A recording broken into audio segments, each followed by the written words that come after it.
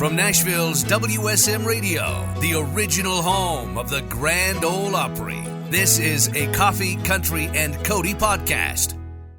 Hey, it's Charlie Matos, and in this episode of our Coffee, Country, and Cody podcast, we have a lot of fun with Saturday Night Live alum Victoria Jackson. She's one of us now in Middle Tennessee. A great new album out. We would talk about that, memories of Saturday Night Live, memories of The Tonight Show, and so much more with Victoria Jackson. Enjoy our Coffee, Country, and Cody podcast. It is 9 o'clock. Victoria, it has been too long since you have sat in that chair and we've had a chance to get caught up. Victoria Jackson, you got lost in the hotel, so what did you see here at Country Christmas Gaylord Opryland this year? So far, just lots of hallways. But I'm here. It's all good. I could hear you on the speakerphone going, I'm lost! I'm lost! There are elevators that didn't work. Oh, no, you're doing my profile on camera. That's not good. It is good. The colors look beautiful. Thank you. It looks so good. On camera, it kind of seems like you've been on camera your whole life. It does seem like that. And because your father, as I recall, was a gym coach, right? He was a women's gymnastics coach, but unfortunately we didn't have cell phones or video cameras back in the 70s. So all of my round off back handspring, back with a full, back handspring on the 4-inch balance beam, we don't have videos of hardly any of that. But we have you doing poetry and some gymnastics moves on the Johnny Carson show, The Tonight Show. Yes, I was trying to think of how I could use my dad's 18 years of gymnastic training. There's nowhere to put it.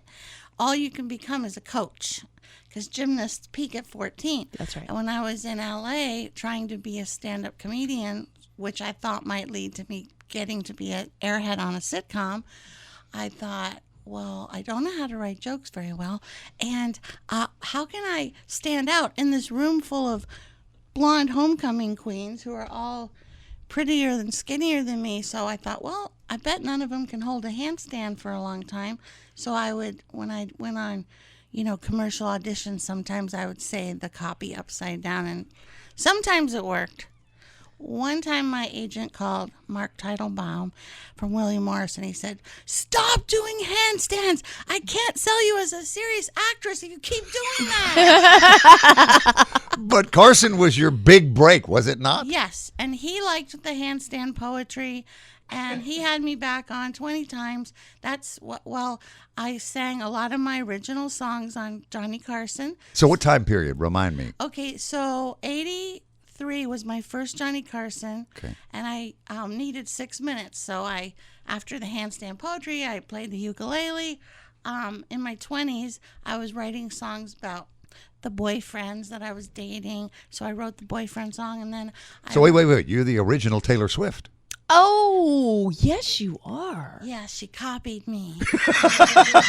She owes me.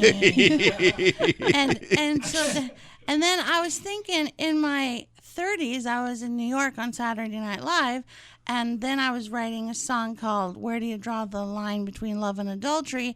And then in my 30s, because I was married, and then I was writing I'm Not a Bimbo. I sang that in SNL on the update desk. And then I thought, when did I start songwriting? And I thought, when I was a child, when I was a teenager, I wrote, I turned my pimple into a beauty mark, and no one knows what really goes on beneath the black dot of my face. I'm not a disgrace anymore. I took a thick black pen to the big red zit and darkened it and covered it. Now beauty mark is all that shows by my nose. So I realized that at all my ages, I have worked out my problems in my brain, kneading the dough, until I got a resolution, and it would pour out on paper real fast in a song. And so my problems kept changing, but I've noticed that I have a song for every year of my life, and my new album is the 18 songs I wrote since I moved to Nashville 11 years ago to follow my grandchildren here. And in Miami, when I was trapped there for 18 years because of my husband's career. But you were born there, right? I was born there. Okay. And when I was at Saturday Night Live, I got reunited with my high school sweetheart. He was on the SWAT team in Miami. I was on SNL in New York, and we were dating long distance. And one of us had to give up our career for the other one. But since I'm the perfect Christian wife and mother, I gave up my career so he could have his. And then I lived in Miami and raised our kids. And the songs I wrote there were like, my purple cage, it locks me in. I have a key, I could be free. But something straight, like sad, sad song. Oh, I wrote, nobody respects a suburbanite. They think you've settled for the lowest form of life. So I wrote that in Miami. And then when I came here 11 years ago, my dad died, my mom died, my brother died, my 3 dogs died, I got breast cancer, and my husband asked for a divorce. So I thought, that's a lot of good songwriting material. Atta girl. Wow. And the Nashville recipe right That's there. the all Nashville of it. way right there. Because all good art comes from pain. And so I just kneaded it around in my brain. It spurted out into 18 songs. But I must say, my husband did not ask for a divorce. He screamed that he wanted a divorce 1,000,000 times. And so we're still married. 30 years. Good. Okay. Now, could I talk you and Kelly Sutton into one night duetting on Where Do You Draw the Line Between Love and Adultery on the I Grand love Ole that. Opry? That would be great. I think the two of you out They'd there, really, center stage really like spotlight. it. Yeah. Oh, could and I- your Opry debut, singing debut, Kelly. Oh, you're going to Yeah. sing it? You know what? For you, I would. For you, I would. Why? Have you just experienced adultery? Is that why? Well, let me call and see. I don't think so. He says he's home. I don't know. I better double check. Paul, get your story straight. That's all I'm saying. Hey, my husband's Paul. Really? Mm-hmm. Okay. There's a lot going on there. Does your Paul have 6-pack abs? I don't think so. Oh, okay. He might be hiding him. My Paul works at the gym part-time because he's a retired cop and he has to do something. And so I wrote a song called My Husband Has a Part-Time Job at the Longview Recreation Center. He gets paid to watch women work out at the Longview Recreation Center. He always gets up early. He always comes home late. He walks around with a smile on his face because he just can't wait to get to work the next day. My husband has a part-time job. So that's on my album. I love it. Coffee, country, and Cody. I mean, no matter what the Soviets say, they would never air a show like America or like this one, and they would never let someone report the news like this.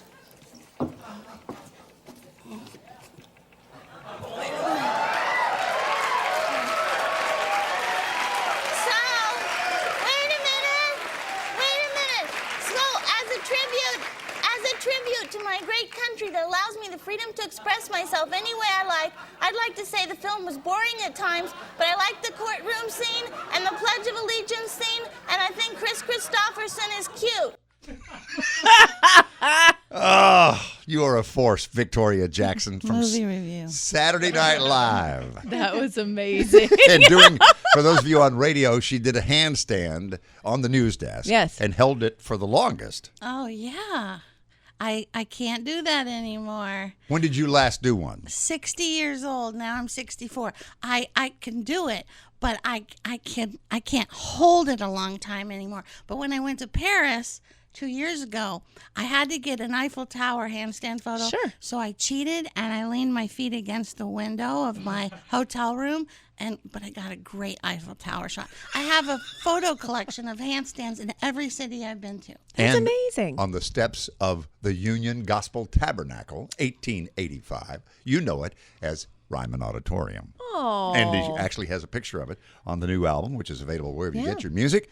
It's called When I Get to Nashville. And you have a new movie coming out, Jingle Smells. This is happening on Thanksgiving Day. Yeah. Yeah. That was fun, little surprise. I get little fun roles once in a while, comedy.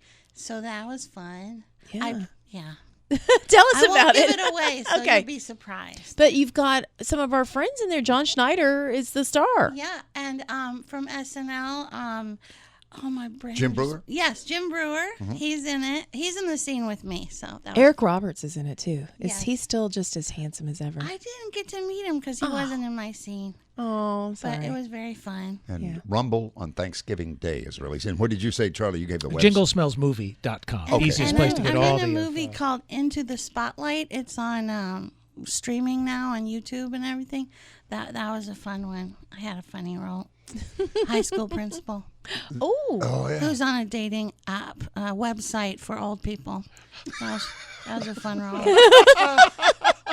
But my true calling is singer, songwriter, and I'm in the right town. yeah, you are. And here's Yes, my you goals are. before I die. Okay. Because these are my golden years. So I want to sing at the Opry. That's my goal. Okay. And I want to hear my song on the radio, Well, which you just We played. did that, Yes. right? I wasn't in the car. I have to be in the car, and it has Well, to we come didn't on. know and- there were rules. Yeah, Okay, you didn't send yeah. that out. Okay. And that's my 2 bucket list before I die. Yeah, because Well, Bill tells us a famous story of George Strait running out of a studio to go get in his pickup truck to hear his song on the radio because it makes it more real, you know? The station I worked at in San Antonio before coming to Nashville almost 30 years ago was KKYX. And George is from South Texas. That was the radio station, country station for folks in that part of Texas. So Irv Woolsey, his manager, brings him with his new MCA Records album to the studio and his single, Unwound. And the tower was just outside of San Antonio in Helotes, actually. People know that from John T. Floor's Country Store. And they roll the record. They do a little interview, pre-sell it, and roll the record. And George hops up and runs out of the room. And Jerry King, my colleague and Radio Hall of Famer, says, Irv, something wrong? I hope I didn't upset him or say something. He goes, oh, no, never heard himself on the radio before. Yeah. Went out in the truck and listened. well, Sitting under the tower, because so the not tower the was on only location one. where the studio is. I'm No, not you're the not. only one. And also, I'm involved in China Phillips Bible study. You know the Mamas and the Papas? Sure. Their daughter, China, is on fire for Jesus, and she has this women's Bible study, and I'm deeply involved in that. So that's going to keep me busy in my golden years. From Wilson Phillips, right? Musically? Yeah. They're still singing Oh, everywhere. yeah. Yeah, they're great. Hey, I got to know the backstory on you have a friendship or had a friendship early on in your life. Yes. You talk about actors in your Yes. new movie. But Johnny Crawford, who famously you was remember Chuck Connor's him. son on The Rifleman, Lucas Uh-huh. McCain, he played the part of Mark. And Yes, keep going. I want to put this on Instagram. so how did you meet Johnny Crawford, who went on to be a great band leader? Yeah. Oh, it's such a good story. Okay. He had a great band. He has a beautiful voice. If you ever find his album, he made one CD as older. He made a hit when he was a teenager. But anyway, would you hold this while I tell Surely, the hon. funny? Yeah, go ahead. Okay, this is my good angle. Gotcha. Okay, so anyway, I was in Birmingham. I went to college. I feel like a Southern girl because I went to Furman, Greenville, and I went to Auburn. Woohoo, War Eagle. Yeah. And for 1 year. And I was in summer stock in Birmingham. Johnny Crawford was the lead in Meet Me in St. Louis, and I was in the chorus line. And he said, you have a funny voice. And he saw me doing back handsprings. And he goes, would you be in my nightclub act in L.A.? So he gave me a one-way ticket to Hollywood. I said, you got to ask my parents' permission because I was 19. He was 33. And he flew me out there, picked me up in a 1929 Chrysler with a dozen roses. And I said, where am I supposed to sleep? And he goes, what do you mean? And I go, well, I told you I'm a Baptist virgin. He goes, I thought you were kidding. And you see, but when I told him I was doing a handstand on a chair in his hotel room. So, in his defense, he might have gotten mixed messages. And so anyway, we did the nightclub act. We were best friends until he recently passed away. He had Alzheimer's, but he remembered me, and he married his high school sweetheart, Charlotte. Anyway, he changed my life. He is the one who took me to Hollywood, and, Charlie, a little musical interlude there. but you got to find his album. He sang. Yeah, Charlie just found a cut. Oh, find it. Young at heart. Yeah. Okay. Every treasure on earth. His beautiful 30s voice. Are you Wow. playing it? Yeah, we were a little. Sweeping the Clouds Away. You should find that one. Your I storage don't is care full, what's Victoria. down below. Let it rain, let it snow. I'll be up on a rainbow, sweeping the clouds away. Yeah. That's so sweet. I know we're going to close with It's a Broken World, Baby. But I also want to reference a song on your new album. What's it How called? do you undo I do? How do you undo I do? Oh yeah. How do you undo I do? That's about my challenging marriage of 30 years. And China Phillips actually said, "How do you undo I do?" And I said, "That's a great song title." So I stole it from her. I wrote the song, and That's not very Bible study of you.